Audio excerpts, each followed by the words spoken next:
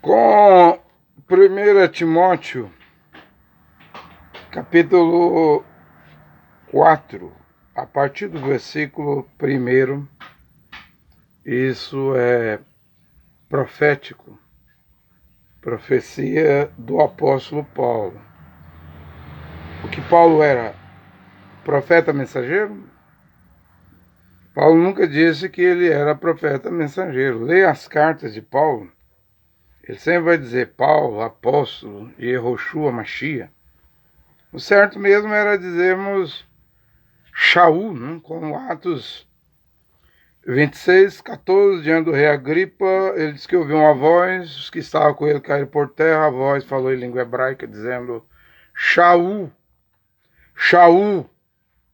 Depois passou para Saulo, agora Paulo, mas o nome que Yehoshua, Mashiach, o Filho de Deus, Ben Davi, Hashem, diz os judeus, não gosta de falar Yehová, Yud, Re, Vav, Re, Y, H, WH, eles preferem falar Hashem, que quer dizer o nome, mas Hashem, Ben Davi, é Yehoshua Mashiach.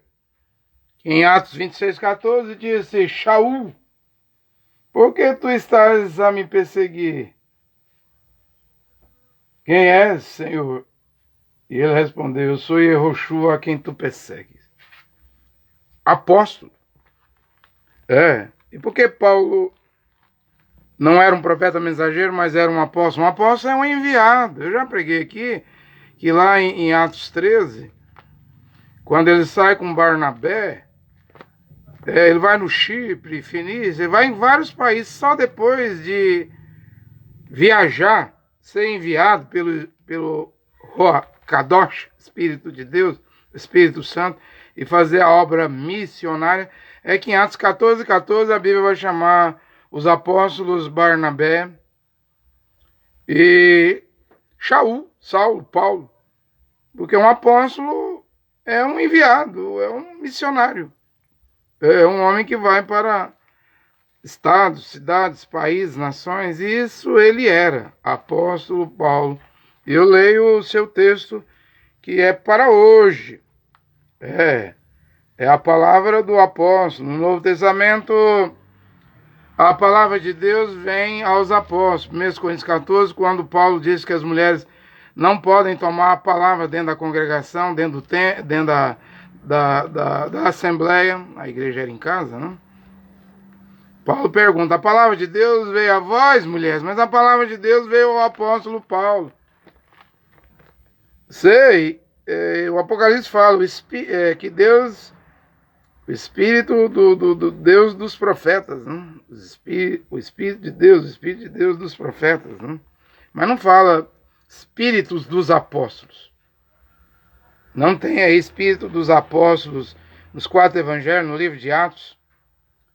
E nas 14 cartas de Paulo. É dito aí que em Efésios 2:20 que o fundamento da igreja, primeiro quem funda ela é os apóstolos. Fundamento dos apóstolos e dos profetas.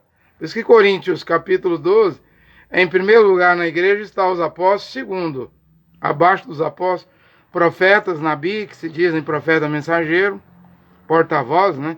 Terceiro, doutores, tem 8 degraus ali, uma hierarquia de 8, né? Governo, assistência, línguas, interpretação de língua, cura, mas é os apóstolos que está em primeiríssimo lugar. É por isso que o evangelho do apóstolo Paulo, a sã doutrina, é profético também. Deve retornar hoje, né? Capítulo 4, versículo 1. O apóstolo Paulo, não profeta mensageiro, mas o apóstolo Paulo. Vamos chamar Paulo do que ele é. Aqui em Timóteo 1:1 diz assim, Paulo, apóstolo do Mashiach Yehoshua, por ordem de Deus, nosso Salvador, e do Mashiach Yehoshua, nossa esperança. Então quem está escrevendo aqui não é um profeta mensageiro, é o apóstolo. Vamos chamar a Saulo, Paulo, do que ele é, o que ele é, apóstolo. O apóstolo Paulo diz, e a palavra de Deus veio ao apóstolo Paulo para dizer, em 1 Timóteo 4:1, o Espírito diz expressadamente que nos últimos tempos, que agora, ano 2023, alguns renegarão a fé, dando atenção a espíritos sedutores e a doutrinas demoníacas, doutrinas satânicas, por causa da hipocrisia dos mentirosos que têm a própria consciência como que marcada por ferro quente.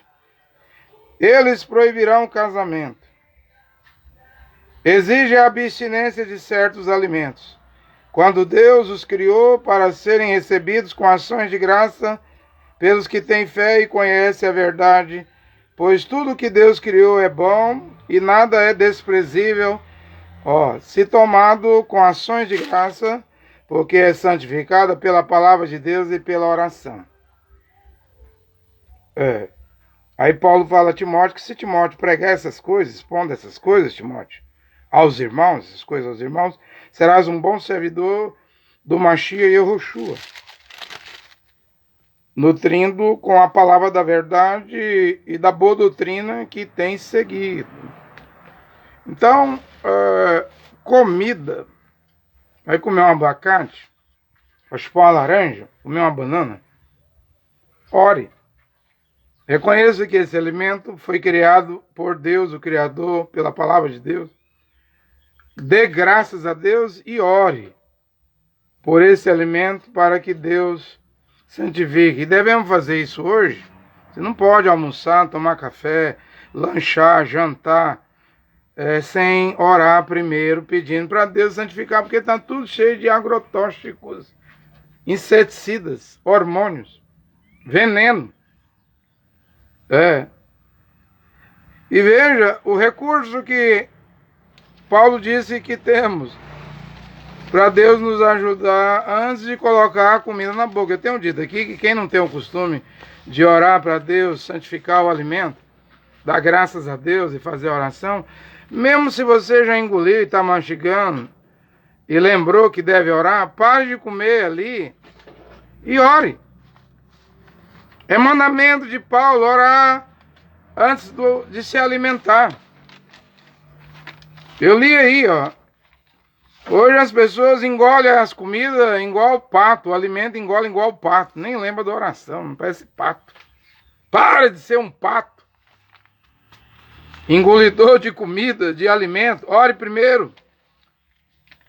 Eu sei, o pato não ora porque o pato não tem voz, é uma criatura, mas nós temos voz, temos espírito, alma, corpo, somos seres racionais, inteligentes, e devemos obedecer à palavra de Deus que diz que o alimento, antes de ingeri-lo, de alimentar, deve orar por ele. Né? Estamos em uma guerra, né? Quem é que está vencendo essa guerra? Quem é que está vencendo esta guerra? Em primeiro lugar, é preciso que cada um saiba se realmente está lutando o bom combate. Né? Guerra tem demais. Até quero falar um pouco da Primavera Árabe, da guerra na Síria, da guerra na Líbia atualmente, né? No Oriente Médio. Já falei aqui que os tambores da guerra estão batendo na África, no Sahel, a cheiro de guerra. A CDO lá, liderada pela Nigéria, Costa do Marfim e outros países.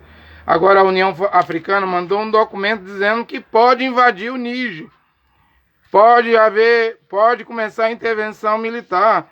Nessa carona da guerra que pode começar no Sahel, Níger e Burkina Faso. E o Mali já avisou que se invadir o Níger, Burkina Faso e Mali vai se juntar ao Níger para lutar contra as nações africanas que tentar retirar o presidente Mohamed Morzouk da prisão. E ele foi elegido pelo voto democrático, né? Instaurar ali uma ditadura. A França recusa retirar o seu exército do Níger, porque o Níger é rico em urânio, Na França, as termos elétricas, a energia lá é produzida por urânio, termos nucleares, né? Se a França sair do Níger, perder o urânio do Níger, coitado da França, coitado da Europa, grandes interesses geopolíticos nesta hora no Sahel. E os Estados Unidos, John Biden já enviou 200 milhões de dólares para pegar uma carona. Para quê? Para comprar comida para o Sahel? Para os africanos? Não. Ele quer que essa guerra aconteça para expulsar o Wagner Group, os mercenários russos do Sahel. Porque a Rússia já estava ali há muito tempo, né? Então, onde houver guerra, nós vamos ver aqui a Líbia, a Síria, os Estados Unidos está lá na Líbia. Aliás, na Síria, né? A Rússia também está lá, o Wagner Group, né? Todo lugar da Terra, Oriente Médio, África, o leste lá, a Coreia, o Japão, tudo tem base americana. A Terra está cheia de base, Indonésia, Taiwan. Se a China procurar invadir Taiwan, a América do Norte, Estados Unidos já diz, vai haver guerra. Mesmo o John Biden, e vários presidentes, o Putin está no poder há 23 anos. Com o Bush, com o Obama, com o Trump, e ele invadiu a Ucrânia, invadiu a Crimeia, saiu tomando com a sua mão de ferro as terras. Nenhum presidente americano fez nada. Agora, quando ele invade a Ucrânia, para a surpresa de Vladimir Putin, que ele tinha colocado 100 mil soldados para fazer um exercício militar nas fronteiras da Ucrânia em 2022, em videoconferência, antes de haver a invasão, John Biden, o presidente católico, disse ao russo Vladimir Putin, eu sei que você quer invadir a Ucrânia, invada. Se você invadir, vai haver duras consequências. E houve, e está havendo. Porque a OTAN, mas os Estados Unidos está apoiando a Ucrânia com mísseis, tanques, HIMARS, Patriot, todo tipo de mísseis e armas, né, bélicas de última tecnologia, e está dando um trabalho para a Rússia que achou que ia tomar a Ucrânia facilmente. Biden avisou. Presidente católico, e a profecia de William Branham. William Branham estava vivo em 62. A crise dos mísseis cubanos. O presidente era católico, ali poderia haver uma guerra atômica, uma guerra fria, mas Deus parou aquilo, né? Mas em 61, na era de Lao Tse, William Branham diz, os Estados Unidos vai ter um segundo presidente católico. Ou seja, Deus deu mais 60 anos para a humanidade, desde a crise dos mísseis cubanos. Quase houve uma guerra aqui entre John Kennedy, o presidente católico, o primeiro presidente católico, e Nikita Khrushchev, né? Presidente russo. Os Estados Unidos tinham colocado mísseis na Turquia apontado para a Rússia. A Rússia recuou. A pergunta agora, depois de 60 anos, quem vai recuar? Quem vai recuar? Que o Biden disse, isso aí vai trazer uma terceira guerra mundial. Quem vai recuar? É os Estados Unidos? É a Rússia que vai recuar? Do jeito que o mundo vai. E a Polônia colocou 10 mil soldados na fronteira com a Bielorrússia, porque o Wagner Group, os mercenários da Rússia, uma tática de Vladimir Putin mentir, porque ele manda o Wagner Group invadir, depois diz, eles não representam a Rússia, são mercenários. A Polônia, não acreditando nas mentiras de Vladimir Putin, colocou 10 mil soldados na fronteira com a Bielorrússia. Isso pode ser um estupim para a terceira guerra mundial. Nós estamos vivendo uma hora terrível. O barril de pólvora está aí a qualquer hora. Pode ser no Oriente, na África, pode ser na Polônia com a Bielorrússia, pode ser na Ucrânia. A qualquer hora o pavio pode pegar fogo e então uma terceira guerra mundial vir. E isso é profético. Quem é que está vencendo a guerra? Aí eu trago para o lado espiritual agora. Será que você está lutando bom combate? Está você defendendo o evangelho, a sã doutrina de Paulo, não pagar dízimo? Não há divórcio? A mulher tem que usar o véu em público? Deve haver o ósculo santo de volta? A mulher deve lavar os pés na hospedagem? Em sua casa, 1 Timóteo 5,10. Estás pregando essa doutrina? Essas doutrinas da sã doutrina, a mulher não pode pregar, não pode ensinar, não pode cortar cabelo, a túnica está de volta. Batom, esmalte, joias, short, pantalão e calça comprida, roupa decotada assim com os buracos, mostrando os peitos, axila, nádega, umbigo, barriga, roupa apertada no corpo para parecer uma linguiça toscana e calabresa. Você está pregando isso?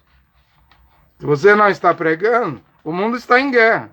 E você está fora do bom combate. Quem está no bom combate nessa hora é quem está pregando o que Paulo pregou, porque só há um evangelho. Se um anjo descer do céu, Gálatas 1,8, pregar evangelho diferente do que eu tenho pregado, considere anátema. Está pregando isso? Que um presbítero tem quase 40 qualificações, requisitos para ser presbítero, e um deles é ser irrepreensível, o primeiro, e o segundo é um homem casado uma única vez com uma única mulher. Diácono também. Você está pregando isso? Se você não está pregando, o mundo está em guerra, e você está fora do bom combate, da verdadeira carreira, que dará direito à coroa da justiça, e um lugar ali no reino celestial que combate. Você católico está lutando, você protestante, judaizante do judaísmo, pentecostal, neopentecostal, deuteropentecostal. Você diz, eu estou lutando pela minha igreja, porta do inferno, igrejas mornas, e o juiz está fora desse sistema religioso. Olha bem, veja o que você está defendendo nesta hora. A hora agora é de voltar à palavra original. Defender o que está escrito aqui na Bíblia. E aí então você estará no bom combate. Eu digo aos bramitas do Brasil. A fila mudou. O irmão Breno disse na mensagem, escolhendo uma noiva lá no finalzinho, para a esposa lá do homem, do ministro do Evangelho completo, Carl Williams, né? Ele disse, Sr. William, o volante foi retirado das minhas mãos. Eu não estou mais com as mãos no volante, Sr. William. Terminou. Essa é a mensagem escolhendo uma noiva. Eu sei, irmão Breno veio a visão ali da noiva na fila, só que eu quero dizer nesta hora que a fila mudou. Não adianta estar num tabernáculo, não adianta estar seguindo as fitas de William Brana, a mensagem de William Brana, a fila mudou. Ô, pregador André Lima. E a fila agora é a vez de quem? De Paulo de novo. A sã doutrina de Paulo. Quer estar na fila? Vamos voltar ao evangelho de Paulo. Se você não voltar à sã doutrina, a palavra original, você está lutando na fila dos calvinistas, de luteranos, de católicos, fila de bramitas. Você está fora da verdadeira fila que vai levar para o céu. Você está na fila do inimigo, na fila do diabo, na fila das religiões, das igrejas, das denominações, dos credos, dos falsos profetas, falsos apóstolos, falsas igrejas. Sai da fila do diabo. Para de defender sistema religioso. Igrejas, não é aí que Yeshua está, não. Vamos para a fila de Deus. A fila de Deus é o evangelho de Paulo, a palavra original, a sã doutrina de volta. Aí é com você. Eu não posso tirar você do cacoísmo, dos bramitas, dos pentecostais, do catolicismo, do judaísmo, do deuteropentecostalismo. Eu não posso tirar ninguém de fila nenhuma. Para mim estar aqui hoje pregando essa doutrina foi Deus que teve misericórdia de mim. Não vê que quando Yeshua estava aqui tinha a fila do sal dos seus, fila dos fariseus. Havia tanta divisão religiosa lá na sinagoga e todo mundo estava fora. Você vai ver que esses fariseus, saduceus, seguidores da lei de Moisés, o judaísmo, foi combater Paulo que estava na verdadeira fila, puxando a fila. Eu estou a puxar a fila nesta hora. O batismo em água é em nome de Yeshua Mashiach. O lava-pés original voltou em casa. É uma irmã que vai lavar os pés na hospedagem. Eu estou puxando a fila. O véu volta publicamente na cabeça da mulher. Eu estou puxando a fila. Não há divórcio no Evangelho de Paulo. E eu pergunto nesta hora: quem vai entrar na fila? Eu só estou puxando a fila. Quem entrará na fila? Lemos nesta hora aqui na Bíblia, em 1 Timóteo capítulo 4, versículo 1, retrato do dia de hoje. O Espírito, Kadosh, o Espírito de Deus diz expressadamente que nos últimos tempos alguns renegarão a fé, dando atenção a espíritos sedutores. Numa linguagem da Bíblia diz assim: enganadores. É a mesma coisa, seduzir e enganar é a mesma coisa. E diz que eles vêm com doutrinas de demônio, doutrina satânica. É a mesma coisa que aconteceu no jardim do Éden. A serpente veio com a palavra de Deus, dizendo a Eva: você não vai morrer, sua boba. Deus se equivocou. Ele disse que certamente morrerá, mas a serpente disse: eu digo, não morrerá. Vai no caminho da serpente, segue a serpente. A mesma serpente está aqui hoje com a sua boca. Falsos profetas, a boca da serpente, falsos apóstolos, doutores em teologia, papas, presbíteros de igreja, teólogos, doutores em divindade, estão desfazendo o que está escrito. O que é doutrina satânica, na sua opinião, ô André Luiz? Bem, qualquer um que pregar algo que está fora da Bíblia, que Paulo não pregou isso, qualquer um que pregar é doutrina satânica, é doutrina de demônio.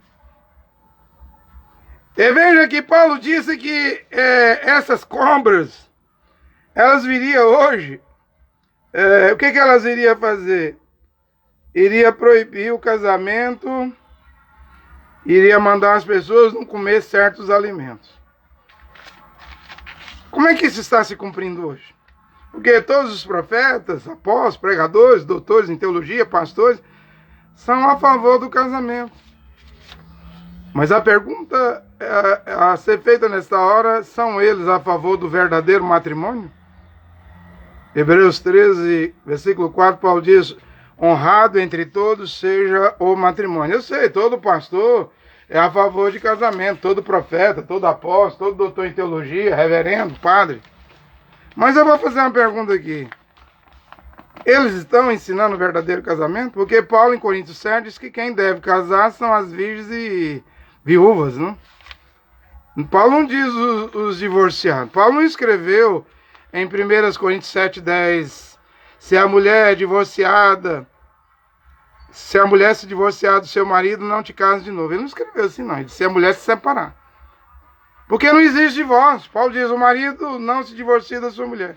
O máximo que pode acontecer entre um casal é separação. E quem é que dá a carta de divórcio? É padre, é pastor, é profeta, é pregador, é apóstolo, é denominação, é igreja. Você não vê que com isso, dando divórcio, coisa que Paulo não autorizou divórcio, não há casamento de divorciado no Evangelho de Paulo, em 1 Coríntios 7, Romanos 7.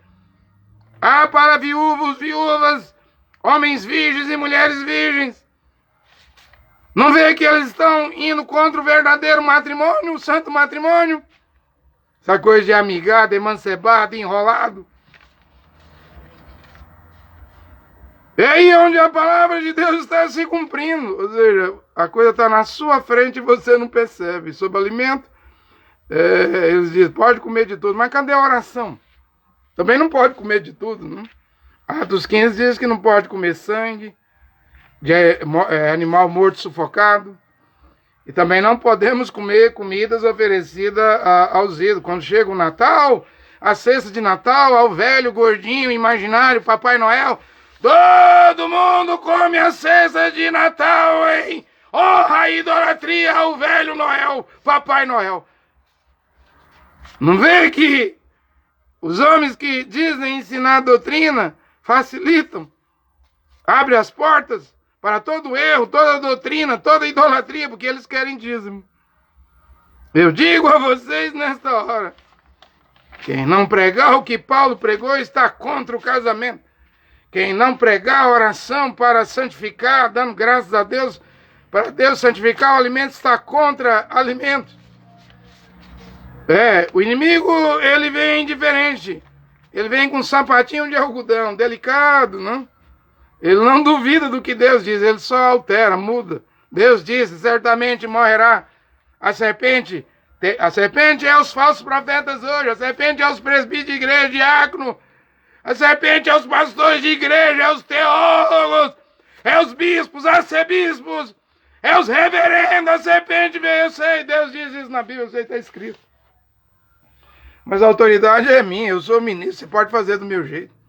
Eva fez do jeito da serpente, ignorou a palavra de Deus e morreu, aí está a morte. Hoje todo mundo está fazendo diferente do que está escrito na Bíblia, é os espíritos sedutores, espíritos enganadores. E Paulo diz aqui que eles viriam por causa da hipocrisia dos mentirosos. Homens adúlteros, homens polígamos, dizem que são líderes de igreja, líderes espirituais, homens bígamos, homens em pecado de adultério, descaradamente você diz que ele é o seu cabeça, seu líder, representante de Deus, anjo de Deus, homem ungido na terra.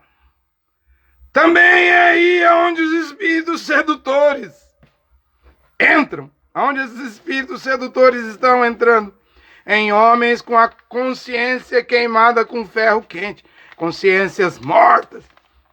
Eles sabem que se deixarem de ser pregador, vai ter que ir trabalhar de servente, de varredor de rua, porque não tem escolaridade, não tem profissão.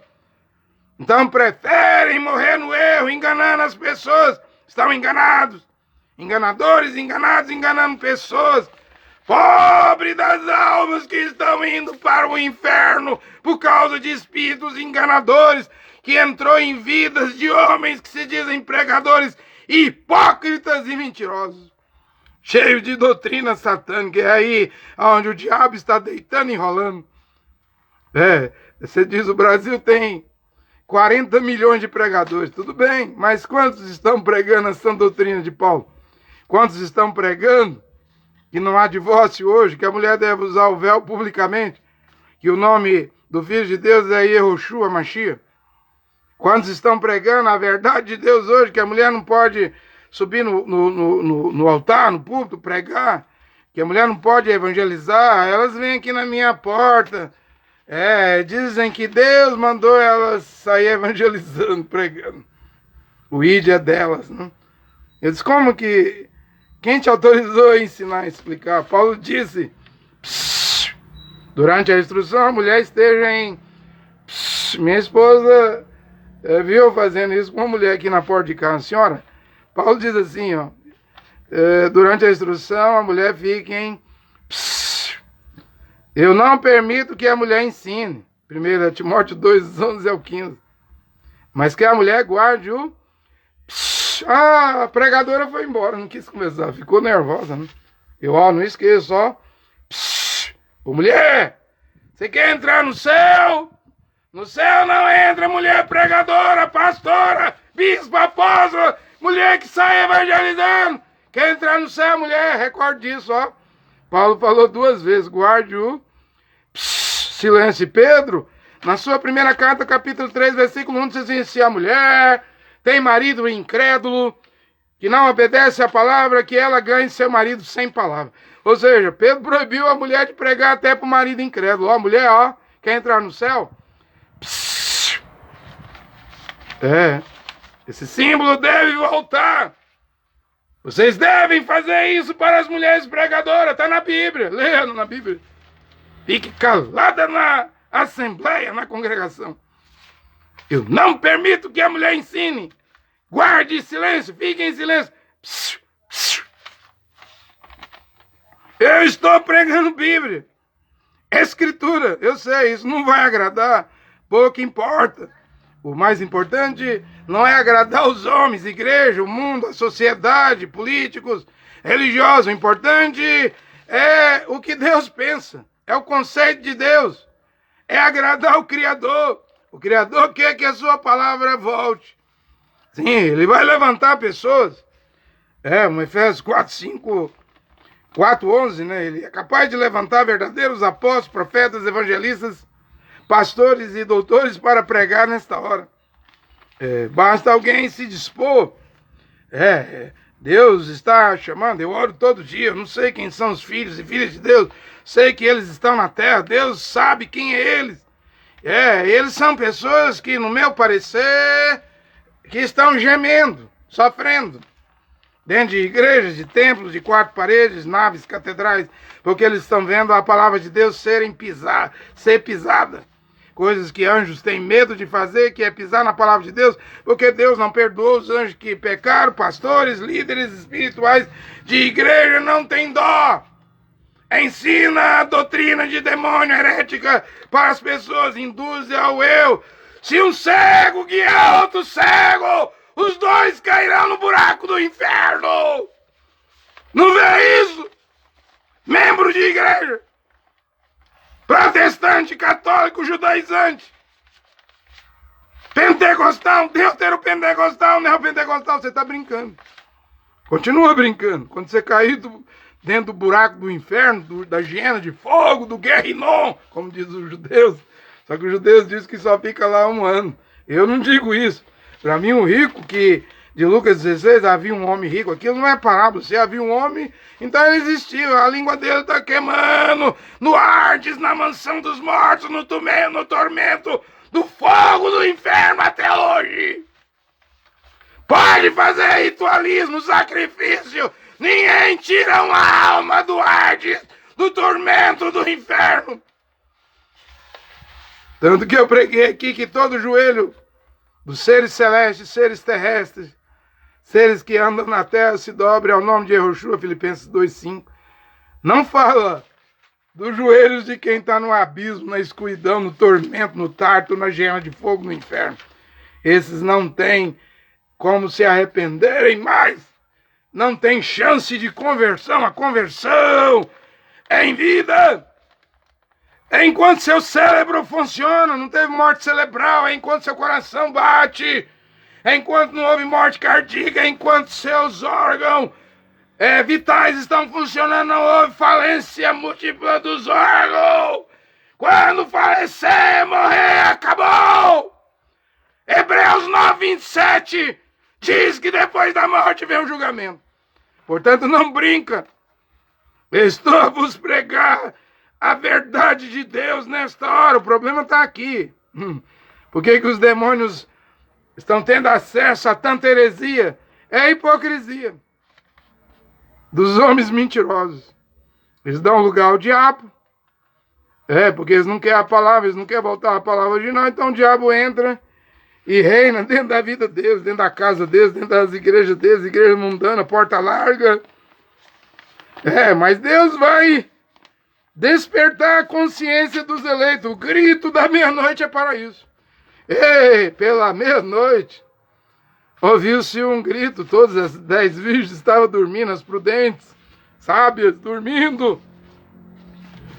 As nécias, insensatas, loucas, dormindo. E pela meia-noite, ouvi-se um grito. E lembrando, veio no tempo da tarde, André Luiz, você é profeta? Não, eu não sou profeta e nem quero ser profeta. Mas eu não tenho dúvida nenhuma nesta hora que estamos pela meia-noite. Israel já fala de construir o terceiro templo, né? Israel já fala disso. Fizeram já uma ponte lá até o monte onde vai ser o terceiro templo. Estão fazendo o metrô de Tel Aviv, norte de Israel, até o sul, até Jerusalém, até ali, a última estação é ali no Monte Sião. No topo do Sião é o Moriá. Israel já tem todo o material, até as vacas vermelhas. Já fez acordo com o Bahrein, com os Emirados Árabes, a Arábia Saudita. O acordo de Abraão está saindo. A normalização. Eles vão ter um templo.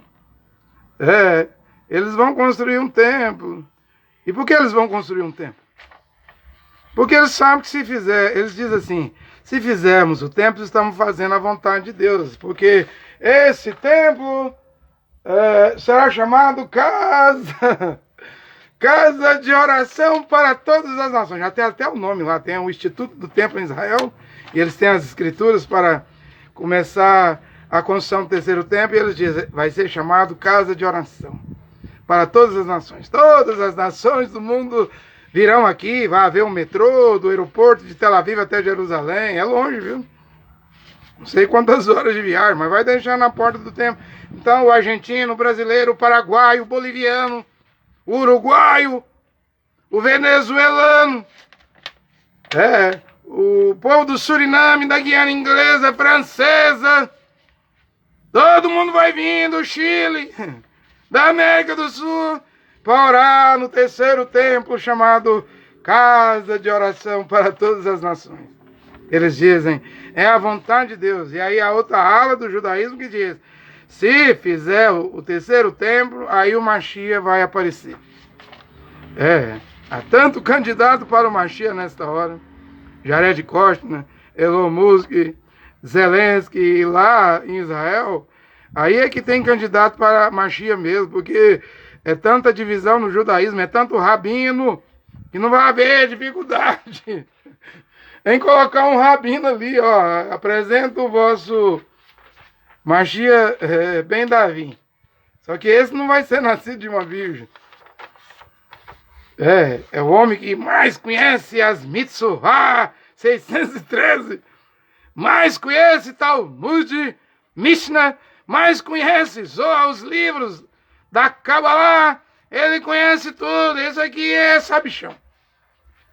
Porque depois que fizer o terceiro templo, aí é eu que acredito. Se você perguntar o que acontece, já na construção já vai acontecer o rapto, o arrebatamento e a ressurreição. Tudo depende daquela construção do terceiro templo para acontecer o arrebatamento. E quando eles construírem nesse negócio que é a vontade de Deus, que vai ser para esse terceiro templo ser chamado casa de oração para todas as nações, agora eu digo de acordo com o que Paulo disse em 2 Tessalonicenses, capítulo 2, versículo 3, o anti-Mashiach, o anticristo, o homem do pecado, o filho da perdição, vai se sentar no templo de Deus. Faz o templo. Você vê se o anticristo, o anti-Mashiach não senta ali. Não sei quem é, mas vai sentar. Constrói o templo para ver se a ressurreição dos mortos, das 7 eras da igreja e o arrebatamento dos vivos hoje não acontece. E é Daniel, e os judeus estão sem saída, porque Daniel 12 tem que se cumprir, não? Como Daniel 12:11, 1290 dias, Jerusalém, na guerra de 67, Israel retomou Jerusalém velha, não? Mas mandou esperar 1335 dias, isso dependendo do dia que colocaram aquela nave lá em cima, a nave da abominação, a mesquita de Omar, em cima do domo da rocha, para aquilo estar ali por 1335 anos. Se foi em 2000, se foi em 690, em 2025, se foi em 691, em 2026. Está tudo vindo para esse momento. Não brinca, o arrebatamento está próximo. A construção do templo é que vai marcar o rápido, Israel, o relógio do arrebatamento. Quando o templo começar a ser construído, de olho em Israel. Já devemos estar de olho em Israel, desde já. Desde a meia-noite, desde a hora da meia-noite, desde o grito da meia-noite, porque haverá um despertar.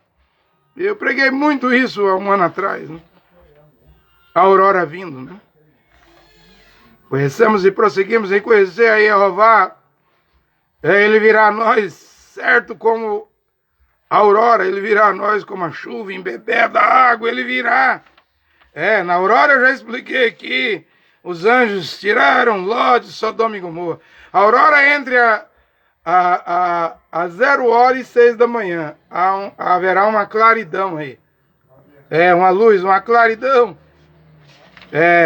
E eu preguei aqui que o nome Lúcifer não existe na Bíblia. Isaías 14 chama ele de filho da estrela d'alva caída e filho da aurora caído. E querubim protetor caído, em Ezequiel 28. Veja, o rapto vai vir num desses períodos aí. À meia-noite a porta da graça se fecha. As que entraram, as prudentes, se prepararam. Bodas, casamento, 3 anos e meio nos ares, a festa das bodas, as loucas, nécias, insensatas que ficaram para trás, choro e ranger de dente, trevas exteriores, a grande tribulação, decapitação. Todos que ficaram para trás, por ter conhecimento, não tem salvação para as nações, mas vão recusar a marca da besta e vão ser decapitados, mas reaparecerão no milênio. Não brinca. Não brinca, porque eu estou a vos pregar a verdade nesta hora. Eu disse que eu ia falar um pouquinho sobre a Síria, a Primavera Árabe. Eu vou falar aqui um pouquinho, resumidamente, o tempo não permite. E aí eu encerro a minha pregação. Em 2010, quando Mohamed Bouazinzi, um vendedor ambulante na Tunísia, um camelô, né? Depois que o governo lá tomou suas mercadorias, pai de família, provavelmente em desespero, porque era a sua única fonte de renda, não restou outra coisa no seu descontentamento, e ele pegar a gasolina, jogar no seu corpo de frente lá, o governo, lá um palácio do governo, e incendiar no seu corpo. Aquilo em 2010 era o tempo das redes sociais. As redes sociais, Facebook, YouTube, Twitter, né?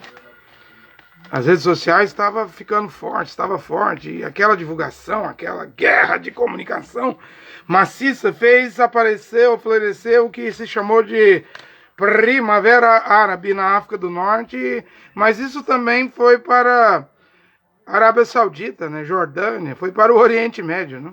Todo mundo estava dizendo, todos os ditadores autoritários do Islã árabes vai cair. Todos os regimes autoritários vai cair. Até que caiu mesmo, né?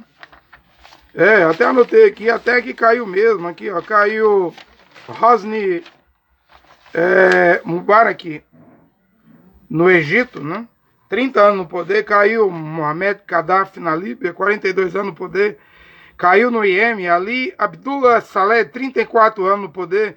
E mesmo a coisa que começou na Tunísia derrubou Ben Ali, o ditador lá que estava há 23 anos no poder. Mas a pergunta a ser feita nesta hora é o seguinte: virou democracia esses países?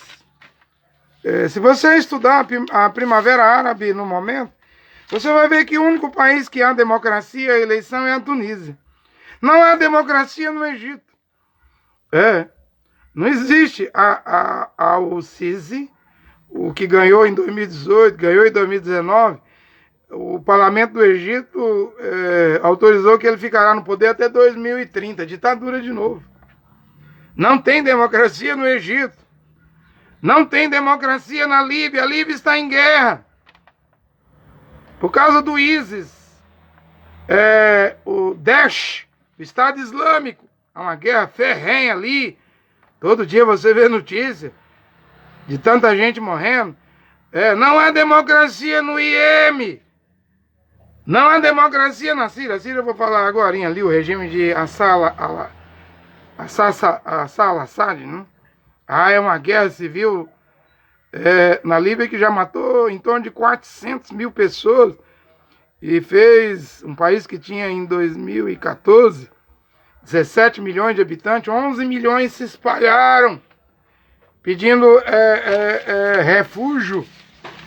Na Turquia, 3 milhões de sírios, no Líbano, 1 milhão de sírios.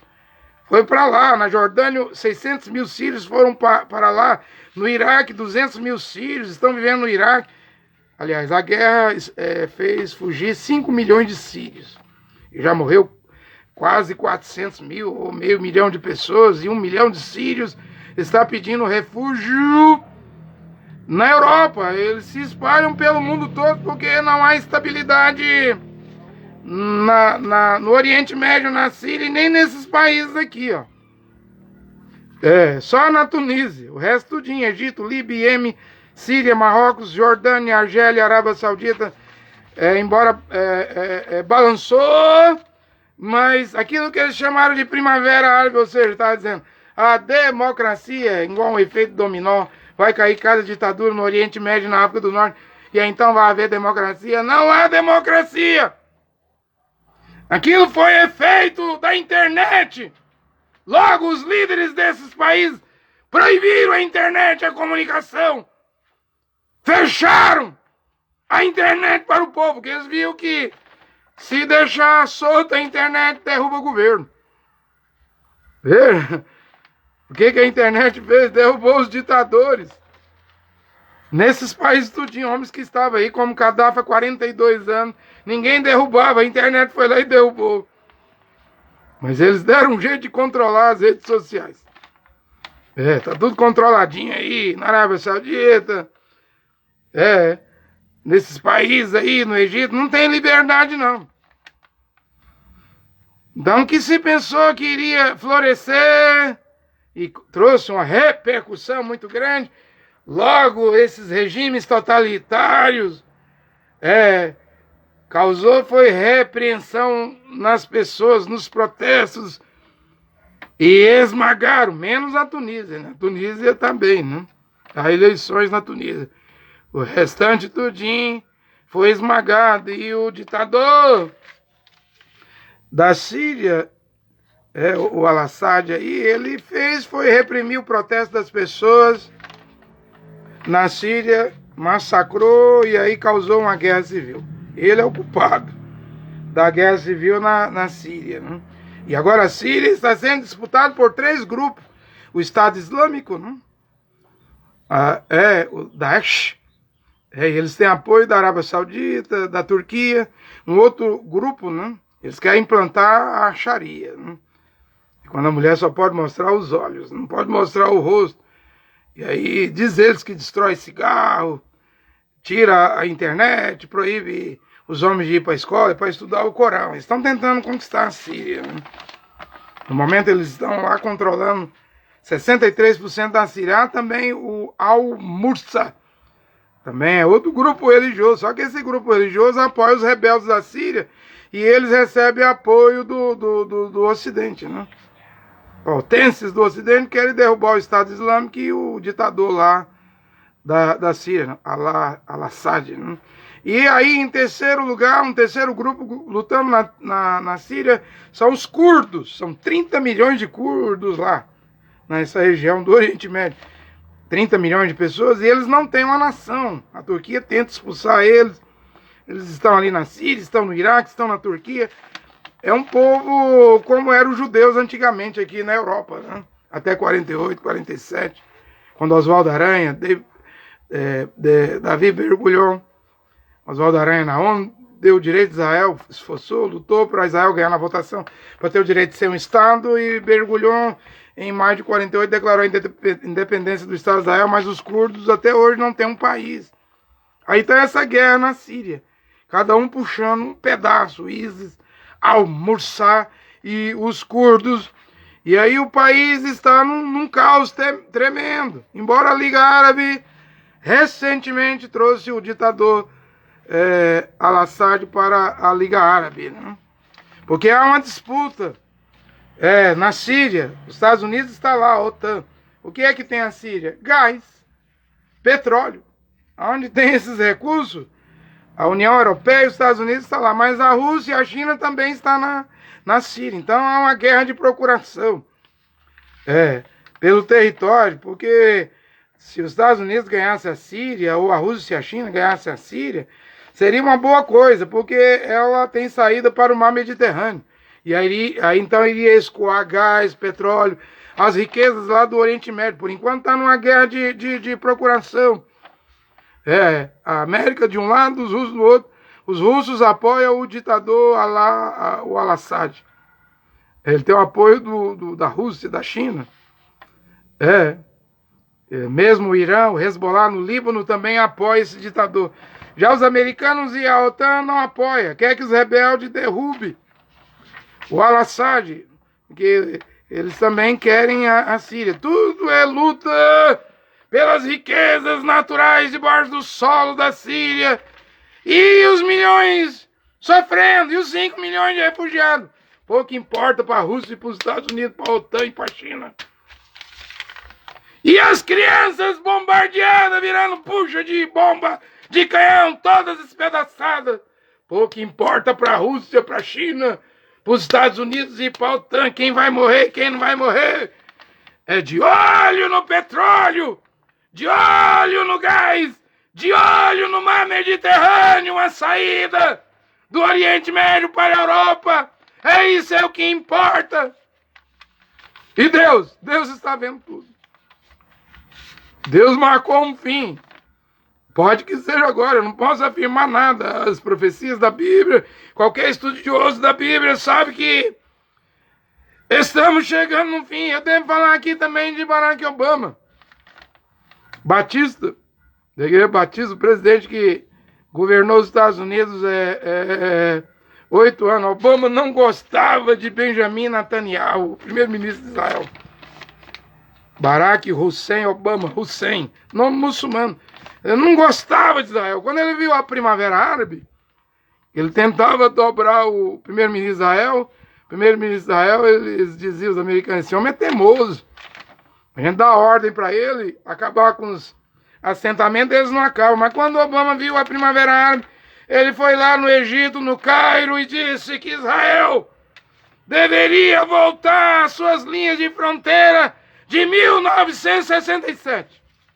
Ou seja, abandonar Gaza, Cisjordânia, Península do Sinai e do Egito, né? Isso aí Israel devolveu para os egípcios, num acordo de paz. E as colinas de Golã que pertencem à Síria, né? Claro que Israel não gostou, o primeiro-ministro não gostou. Foi difícil para Israel trabalhar com Obama, que ia nas mesquitas muçulmanas, tirava o sapato, ou seja, era mais a favor de muçulmano do que do Estado de Israel. Eu já disse aqui que eu não concordo com política de Israel, Kadima, Likud.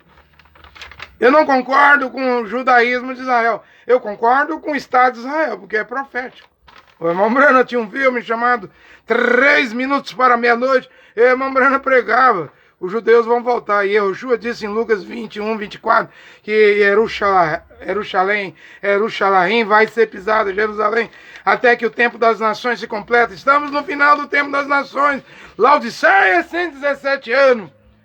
A sétima era, a primeira era, Éfeso, 117 anos. Aqui agora abriu-se uma era efesiana, uma última oportunidade para os filhos e filhas de Deus, que eu creio que são pouquinhos, voltar à sã doutrina de Paulo e então se prepararem, aprontarem, estarem prontos para o arrebatamento, porque o fim está chegando. A hora está chegando.